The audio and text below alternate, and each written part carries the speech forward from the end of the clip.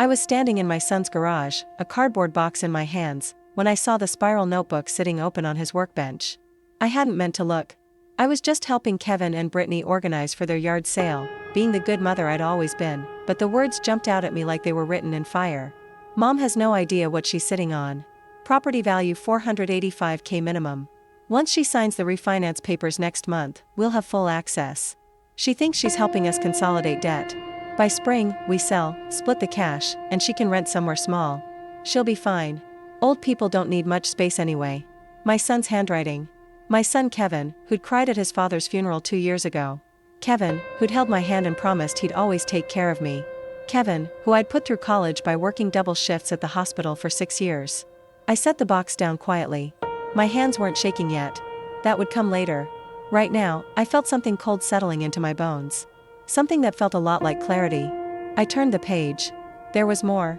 A timeline, a budget, a list of my assets written in Brittany's neat handwriting. Things I'd never told them about.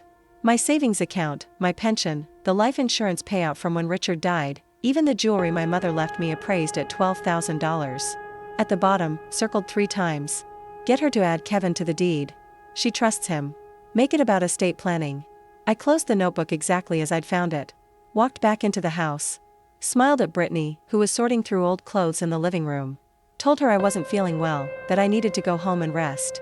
Of course, Gloria, she'd said, not even looking up. Take care of yourself. We'll see you Sunday for dinner. Sunday dinner.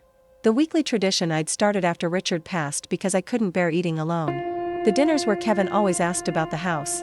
Always mentioned how the neighborhood was changing, how property values were going up. The dinners where Brittany would pour me wine and tell me I worked too hard maintaining that big yard by myself. I drove home in silence. No radio, no phone calls, just the sound of my own breathing and the November rain against the windshield. That was 3 weeks ago. Let me tell you how I got here. Richard and I bought our house in 1987. A 3-bedroom colonial on Maple Drive in Lakewood, Colorado. Back when you could get a nice family home for $89,000. We raised 2 kids there. Kevin and his younger sister, Amy. We hosted Thanksgivings and birthday parties and graduation celebrations. Richard built the deck himself, planted the maple tree in the backyard that's now taller than the house. When Richard died, suddenly a stroke at 69, I thought about selling. Everyone tells you to wait a year before making big decisions after losing a spouse.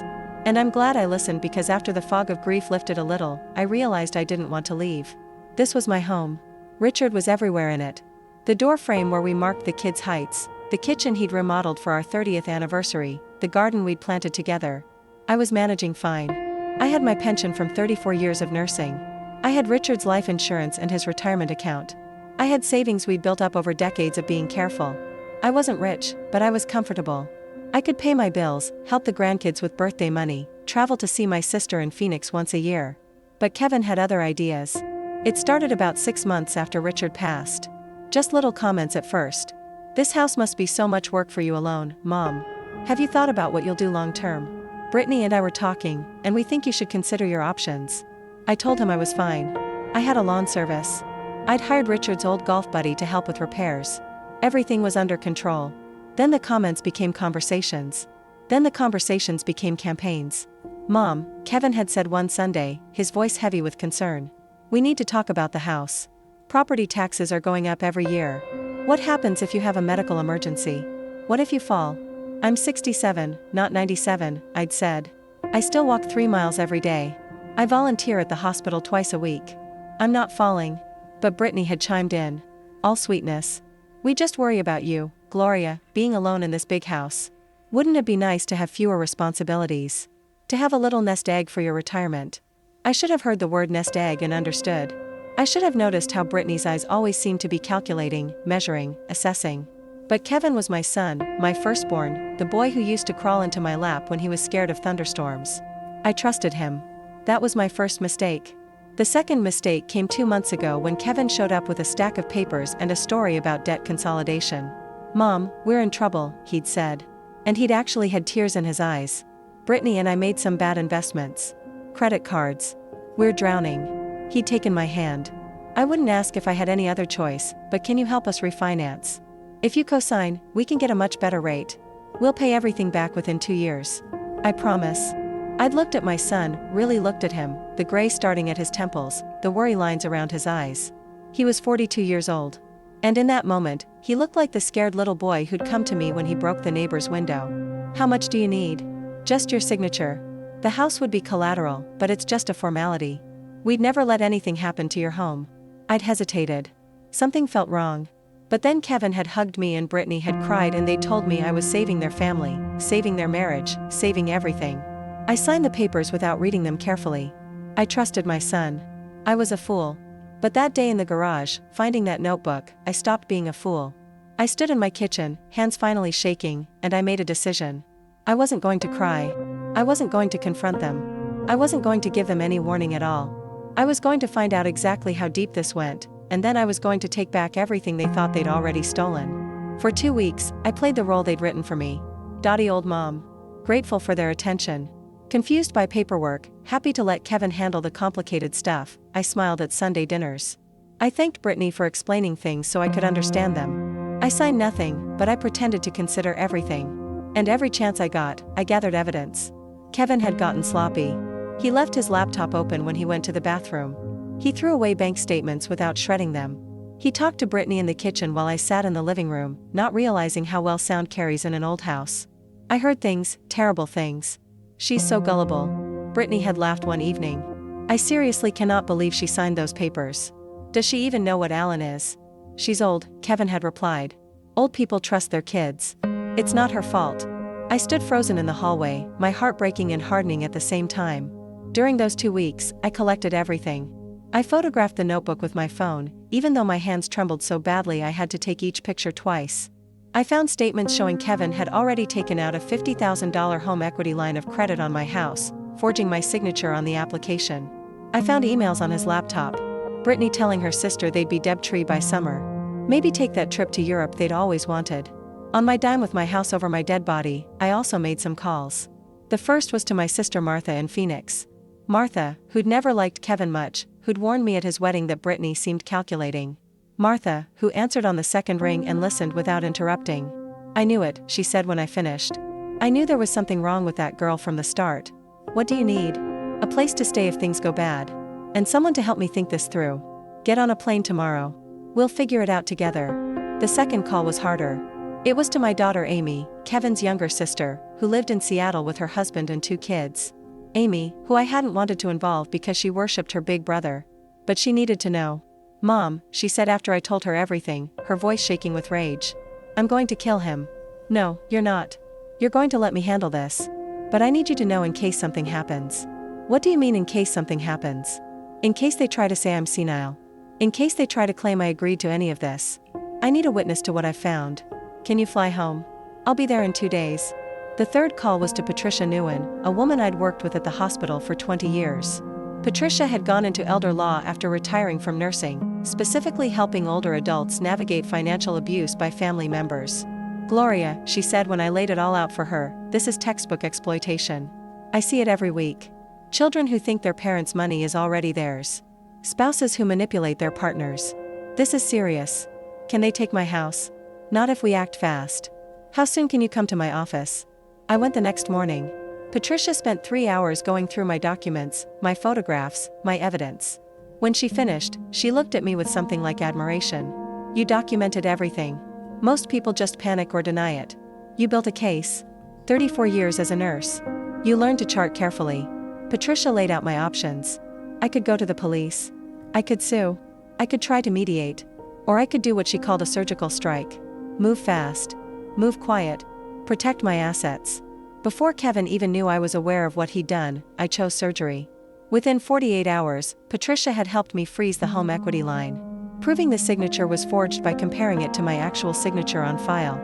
She'd helped me set up a new bank account at a different institution, one where Kevin wasn't. Listed as my power of attorney, a document I now realized I'd signed without understanding what it meant. She'd also helped me find something that changed everything. The papers Kevin had me sign for the debt consolidation weren't just refinancing documents. They were the preliminary paperwork for a reverse mortgage. If I'd signed the final documents, which Kevin had been planning to bring to Sunday dinner the following week, I would have signed away my right to live in my own home. He was going to make me homeless. My own son. I didn't cry. I didn't scream. I sat in Patricia's office and felt something drain out of me. Something that had been there my whole life. The belief that your children will always love you. The trust that family means safety. It was gone. And in its place was something harder, colder, stronger. What now? I asked Patricia. Now we tell him what you know. And we give him a choice. The letter arrived at Kevin's house on a Tuesday. I know because Amy was watching from her rental car across the street. She called me immediately. He just got the mail. He's reading something. Oh my God. Mom, you should see his face. He's running inside. He's yelling for Brittany. Good, I said. Let them panic. The letter written by Patricia outlined everything. The forged signatures, the unauthorized home equity line, the reverse mortgage scheme, the notebook where they'd cataloged my assets like items at an estate sale. It gave them 72 hours to return all funds, sign documents returning sole ownership of my home to me, and agree to have no financial contact with me ever again. The alternative was criminal charges for fraud, forgery, and elder financial abuse, a felony in Colorado that could mean up to 12 years in prison. Kevin called me 17 times that day. I didn't answer. Brittany called from her cell phone, then from her work phone, then from a number I didn't recognize. I blocked them all. On the second day, Kevin showed up at my house. I watched from the window as he pulled into the driveway. His face was pale, his movements frantic. He pounded on the door.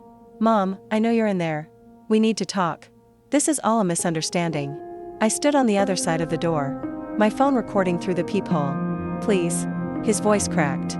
Mom, I made a mistake. Brittany. She pushed me into it. I didn't want to. I love you. I stayed silent. At least let me explain. You don't understand how hard things have been. We were desperate. You have so much and we have nothing. And there it was. The truth behind the tears. Not remorse, not love, just resentment that I had something he wanted. I opened the door 3 in, the chain lock still in place. Sign the papers, I said. Return the money or go to prison. Those are your choices. Mom, please. You have 24 hours. I closed the door on my son's face. They signed everything. The money from the home equity line, all $50,000, was returned within the week. Kevin's name came off every document. My house was mine again, protected by new security measures Patricia helped me put in place. The morning after all the paperwork was finalized, I sat in my kitchen, watching the sun come up over Richard's garden, and I realized something. I wasn't sad. I wasn't devastated. I was relieved. For 2 years, I'd been dreading Sunday dinners, dreading the questions about my house and my finances and my plans. I'd been telling myself it was love, that Kevin just cared about me, that Brittany's interest in my assets was just prudent concern. Now I knew the truth, and the truth had set me free. That was 7 months ago. Now I'm sitting on my deck, the deck Richard built with his own hands, watching my granddaughter, Emma, play with the dog in the backyard. Emma is Amy's daughter, 15 years old and fierce as a wild cat. When she heard what her uncle had tried to do, she'd written him a letter that made Amy cry and made me proud. Amy visits every month now, sometimes more. We've become closer than we ever were, bonded by the strange grief of realizing that someone you love is not who you thought they were. As for Kevin, I haven't spoken to him since that day at my door. He sends emails sometimes. They always start with explanations and justifications, not apologies. Brittany made me do it. We were under so much pressure. You don't understand what it's like. I don't respond. He and Brittany separated 4 months ago. Apparently, once the money dried up, so did their marriage. I can't say I'm surprised. I can't say I'm sorry either. Last month, I got a letter from Kevin's younger son, my grandson Tyler, who's 19 and starting college. He wrote to tell me he'd heard what happened, that he was ashamed of his father, that he hoped I was okay. He asked if he could visit over winter break. I wrote back the same day. Of course, he could visit. He was my grandson. He wasn't responsible for his father's choices. He's coming next week. Emma can't wait to see her cousin. I can't wait to show him that family doesn't have to mean what his father tried to make it mean. I learned some things through all of this. Lessons that came at a high price, but were worth every penny. I learned that love should never require you to give up your security. Anyone who makes you choose between affection and protection doesn't really love you at all. I learned to read everything before signing. Every document, every form. If someone says just sign here, don't worry about the details. That's exactly when you need to worry. I learned to keep some things separate, one account that nobody else can access. Documents in a place nobody else knows about. Not because you're paranoid, but because you're smart. I learned that being a good parent doesn't mean being a silent victim. I could have let Kevin take everything. Told myself that my job as a mother was to sacrifice for my children no matter what. But that's not love. That's enabling. And it would have taught Kevin that his actions had no consequences. Most importantly, I learned that it's never too late to save yourself. I was 67 when I found that notebook. I was alone, grieving, and being targeted by my own child. But I found my strength. I gathered my evidence. I reached out for help. And I took back what was mine. If I can do it, anyone can. I've started volunteering with Patricia's organization now. We help older adults recognize the signs of financial exploitation. How to protect themselves, what to do if they're already being victimized. I share my story at workshops and support groups. Every time I do, at least one person comes up to me afterward with tears in their eyes. "That's my daughter," they say. Or my son or my nephew or my caregiver. The details are different, but the pattern is always the same. People who are supposed to love us, treating us like ATMs with heartbeats. I tell them what Patricia told me. "This is not your fault. You are not stupid or weak or naive. You trusted someone who didn't deserve your trust. That's on them, not you." And then I tell them what I learned myself. You can fight back. You can protect yourself. You can build a new life even when the old one falls apart around you. The sun is setting now over my backyard. Richard's maple tree is brilliant with fall colors, red and orange and gold against the Colorado sky. Emma is helping me make dinner. Amy is on her way over with her husband. My house is full of voices and laughter and the smell of pot roast. Richard's favorite recipe. This is my life now. Not the life I expected to have at 67. Not the life where my son was trustworthy and my family was whole. But a life I built from the wreckage. A life that's smaller in some ways and so much bigger in others. I have my home. I have my independence. I have the family members who actually love me, not my money. I have work that matters. Helping people like me recognize the wolves in their midst. And I have something else. I have the knowledge that when everything fell apart, I didn't fall with it. I stood up. I fought back. I won. Kevin took a lot from me. My trust, my peace, my belief in unconditional love. But he didn't take my home. He didn't take my future. He didn't take my dignity. Because in the end, I discovered something. I didn't know I had the strength to save myself. I'm Gloria Chen. I'm 67 years old. I'm a widow, a mother, a grandmother, and a survivor. I walked into my son's garage expecting to help with a yard sale and walked out knowing my whole life was a lie. But that lie didn't destroy me. It woke me up. And if you're reading this, if your story sounds anything like mine, I want you to know something. You are not alone. You are not helpless and it's not too late. Document everything. Trust carefully. Get help from people who see you as a person, not a piggy bank. And if you have to fight, fight. Your home is worth it. Your security is worth it. You are worth it. I'm looking out my window now at the house Richard and I built a life in. The house my son tried to steal. The house that's still mine.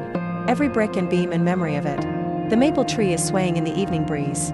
Emma is laughing in the kitchen. Somewhere out there, Kevin is facing the consequences of his choices, and I feel nothing for him anymore. Not hate, not love, just the quiet certainty that I made the right decision. I saved myself and I'd do it again. The sky is going pink and purple over the mountains. It's beautiful. Colorado has always had beautiful sunsets, but I don't think I ever really saw them until now. Until I almost lost everything and found out what I was capable of. I'm going to go have dinner with my family now. The real family. The one that showed up when it mattered. Tomorrow, I'll visit Patricia's office and help Ano. I'll visit Patricia's office and help another grandmother recognize the warning signs. Next week, I'll welcome my grandson Tyler and show him that the cycle of taking can become a cycle of giving instead. This is my life. The one I saved. The one I built. And it's a good life. It's mine.